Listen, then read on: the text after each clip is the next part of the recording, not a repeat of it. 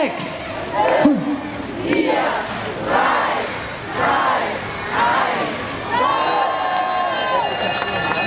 1. Und da wird der Sack geöffnet, meine Damen und Herren, und keine einzige Ente ist bis jetzt draußen. Aber das macht doch nichts. Die Enten haben bereits Formationskämpfe in dem Sack drin und jetzt geht es los, meine Damen und Herren.